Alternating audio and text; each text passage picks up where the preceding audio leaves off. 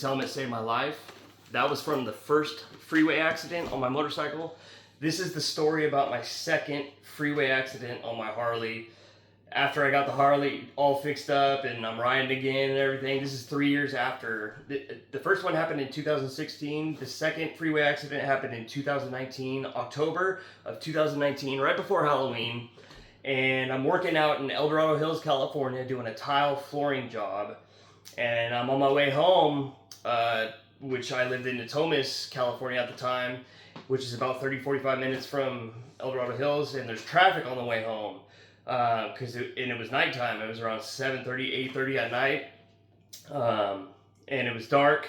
I'm on my way home, and I'm about to get off the freeway. I'm on the freeway right now, and I'm riding, and I get in the far right lane to get in the exit lane to exit the freeway to my house. So I'm getting off the freeway, or I'm getting in the exit lane, and you know how there's a solid line after you're in the lane. You're not really supposed to change lanes after that, right? So there's hella traffic. I'm splitting lanes, and there's a car next to me. Didn't see me. It's dark. I have loud pipes too. Thank God I was wearing my boots, my pants, I had a flannel jacket. Anyway, backpack saved hella shit, and I still got messed up. But so the car didn't see me, and I'm not flying through splitting lanes. I'm like cautiously splitting lanes like I always do.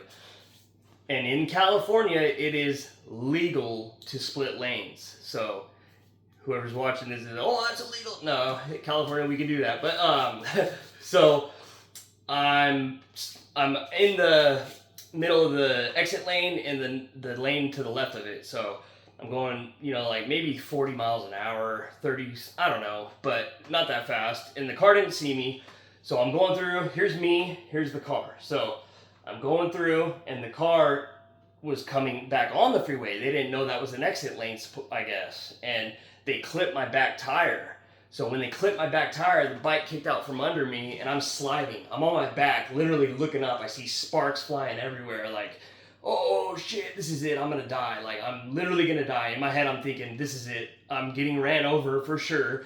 There's hella traffic. So I'm like, sparks are flying everywhere. I'm sliding on my back. I had a backpack on, and I'm trying not to drag anything. I'm lifting my legs up, and I'm literally sliding on my back. I used to b-boy. I used to break dance. So I was like trying to like maneuver my body to not make it as bad of a crash. And I popped right up. Adrenaline, I'm bleeding everywhere. Like, oh my God, dude. Like, whoa, my heart's going like crazy. Thank God someone came off the freeway to help me move my bike off the freeway.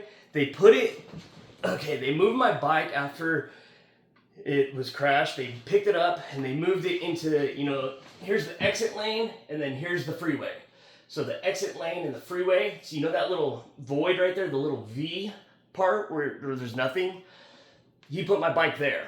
So ambulance came, they're checking me up, highway patrol came, they're asking me questions.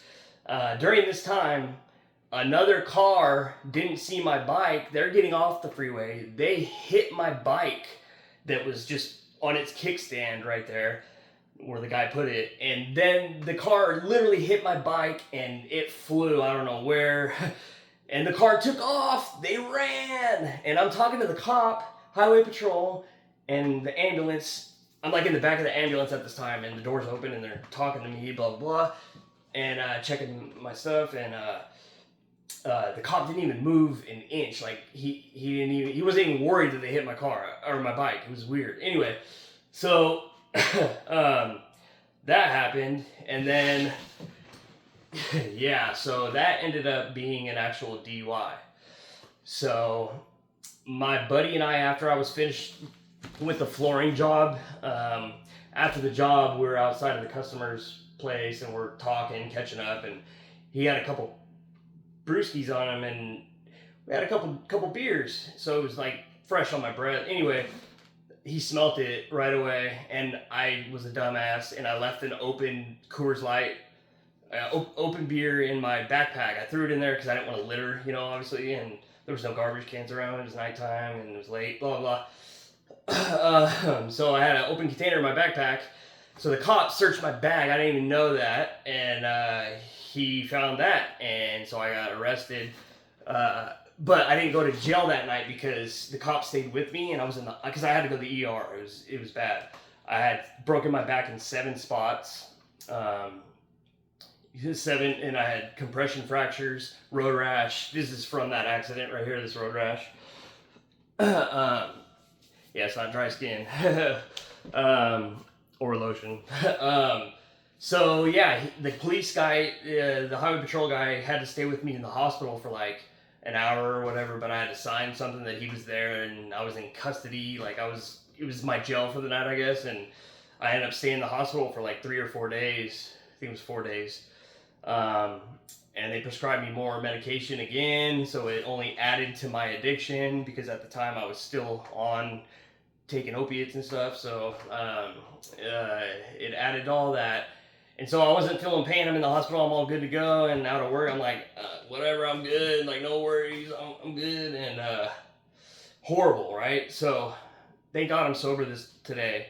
I have a year and 5 months off of alcohol and 2 years and 5 months off of opiates. It'll be 2.5 years next month and 1.5 years next month for the alcohol, and 2.5 for the opiates. But yeah, thankful and blessed that I finally got it together and got sober and on this new journey. And I'm very blessed and grateful to be alive.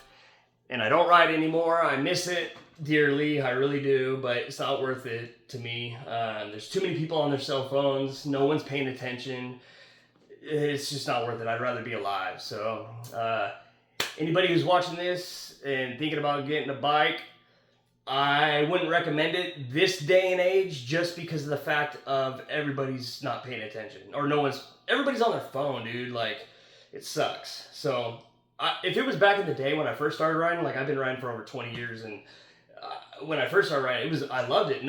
Everybody, like, we rode in groups too, and like it wasn't as bad as it is now. So, but if you're thinking about getting a bike, like you never rode before, obviously take the safety course and all that to get the L's, and but I don't know. To me, it's just not worth it if you ask my opinion. But do whatever you want, obviously. Be safe. Ride safe, everybody. To all my fellow riding homies, because I still got them. And so, yeah. Thanks for listening, everyone. You guys have a blessed day.